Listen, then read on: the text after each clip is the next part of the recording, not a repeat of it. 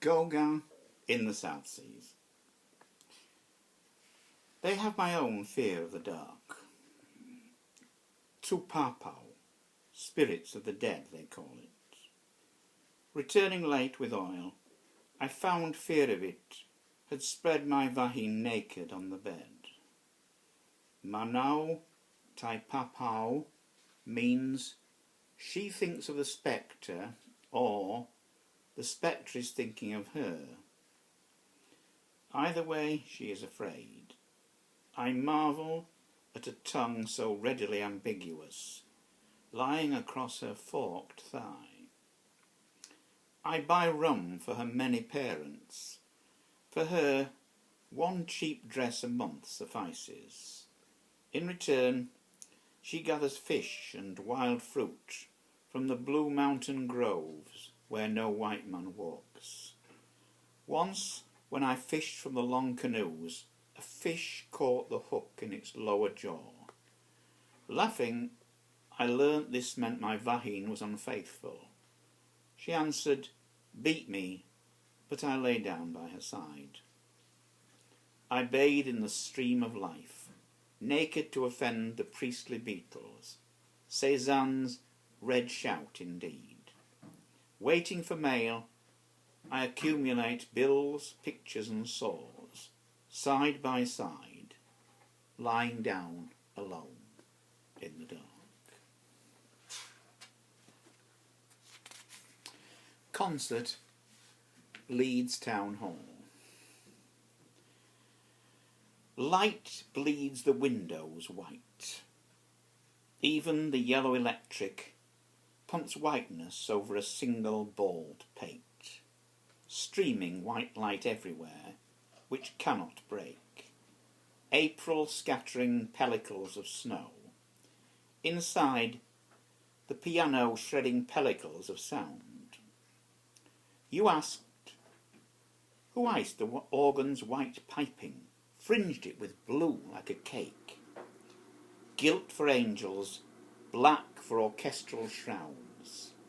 Below the bright provincial brasses beam and gleam, whiteness, whiteness, everywhere the colour of sound. Mahler black, Wagner red, gold and purple, green for Fauré. But what's to match Delius' rising and falling harmony? You've got to get inside for that. Inside that single-balled orchestral pate, streaming white light breaking pellicles of sound into colour, shattering windows of coloured bubbles floating in white light, red primarily, thumping blood, green for movement, gold, gold for harmony. The Vandal. Someone has been tearing up the autumn. Its ripped leaves ripple across the road, flip like hinged cards in the moist grass. The rain-varnished houses vanish in smoke, drift on the air like blown-out breath in gusts. So we forget frog ponds and nut-gatherers.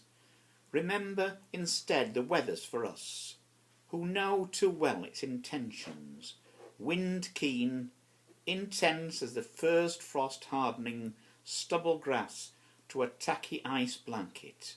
Listen, in bed we hear the swollen trees totter, dropsicle-limbed, murmuring outside the window like Catherine's insistent ghost voice.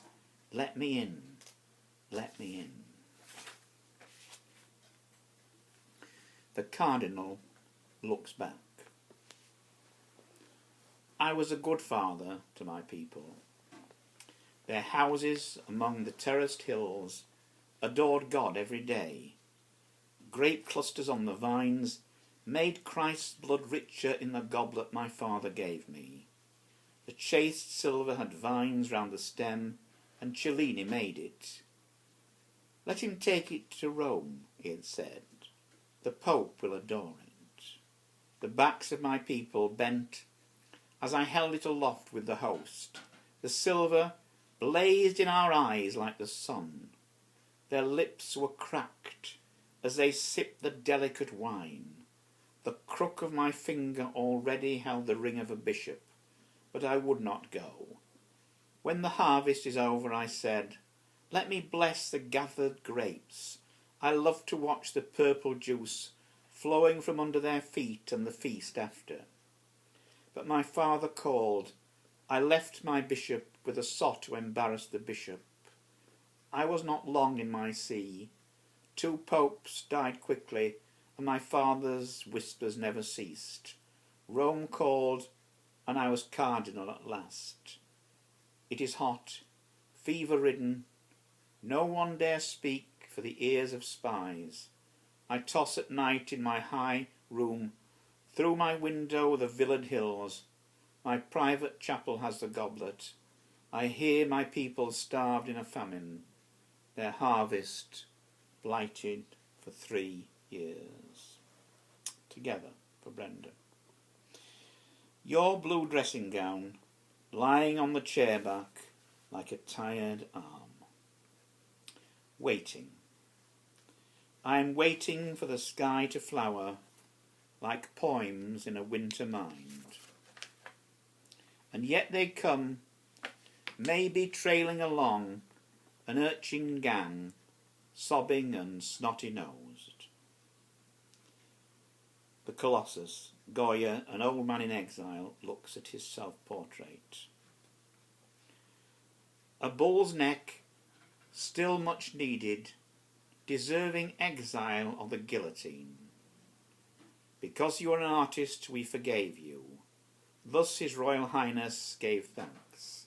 My fingers itching for brush and canvas, flowery cheeks and rouge, legs a donkey would be ashamed of, a wife who's been to bed with everything in Madrid. First I was untalented, then mad and deaf. Still I painted. My pain drew me on. My kingdom at Marchas nude or veiled, always with dark eyes like her whom I loved and they poisoned. Duchess of Alba, dressed in silver grey, a white Pekingese at her feet with the world. On the sand my name with hers and always. Old men easily grow afraid. Spain and her blood are distant. Alba dead, I paint my milkmaid of Bordeaux in lingering silver grey. For the day after Christmas. I let the darkness come, watch the room go from shade of mid-afternoon to evening, the polished surfaces reflecting darker and darker shadows, the fire bar glowing more redly bright. I can no longer see the vapour of breath on the air. I lean back from my open book to let the pages gather what is left of the light. The purple of the ink is royal and deep. I let it trail across the page like an emperor's cloak. Still and all. Creatures are still in the incandescence of being. Flames swathe but never burn stillness. The moving hand makes in silence Brancusi's sleeping muse, most memorable for the quality of repose. Chirico's sad stations breathe the life of absence. Goya's infant Don Manuel, cinnabar against cool grey. Waking. Wires toss in the wind, shrubs flap, and the tap on windows wakes us to March's mistral madness. I see white crocuses amid the rain. Letter 1. Go seek Prince Charming in another place. His is one face I shall not wear again. You would not have the stars for diadem. Himself when young. Of all the odds and ends encountered on stations, with their stains and smells running in all directions, what startled me into the past was the man with the waxed moustache.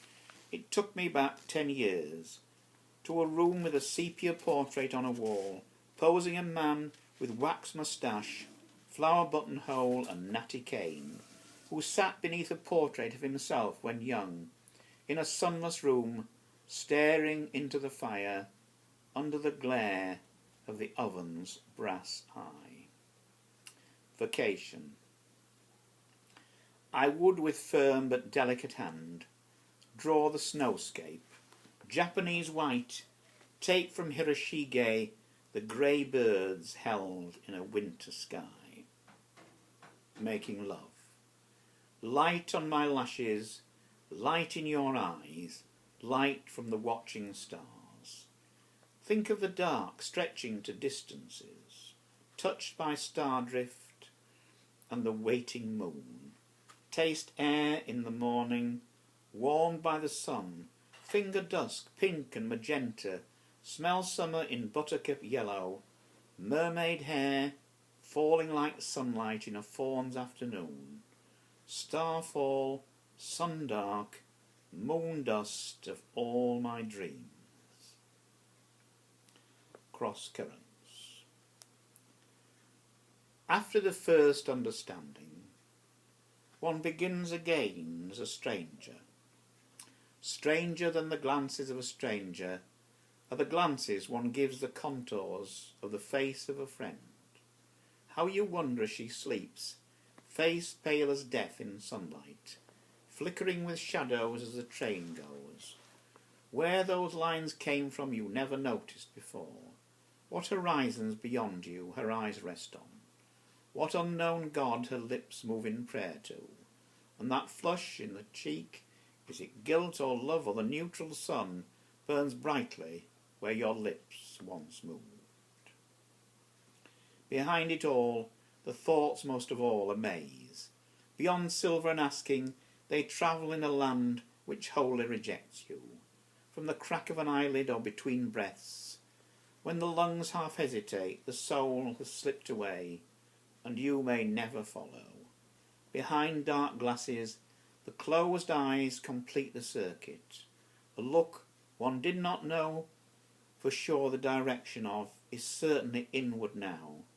Wayward too, perhaps, though of that one can never be sure. As she wakes with a question, one discovers an answer to one's own doubts too. But the doubts once raised are with us forever. The answer was wholly uncertain. Uncle Bob. Shell-shocked from Korea, a grenade that left him the platoon's only survivor put him in Stanley Royd for 30 years. He tailored there, and out on weekend leaves he made and mended everybody's clothes, crying copiously while he sewed. When they cleared out the chronic cases, Uncle Bob came home, shopping for Edna, doing the garden. When the lodger left without a word, the police searched his room, the garden shed, even the chest freezer. Esophageal cancer is very final. John, his son, waiting to take the house, departed for a month's fishing, until it was all over. As a last rite, they put him in the LGI, but I spoke to the houseman privately, pulling together the bits of a life wholly given over to others. Fallen comrades, Edna, the grandchildren his pension went on. The houseman agreed to speak to the surgeon. He was on the table for 9 hours with a fortnight in intensive care. It gave him 2 years more. Edna went first, and at her funeral John, in frustrated fury, hit him over the head with an empty fish tank. When secondary started I was not told, and in the hospice he barely lasted his first weekend.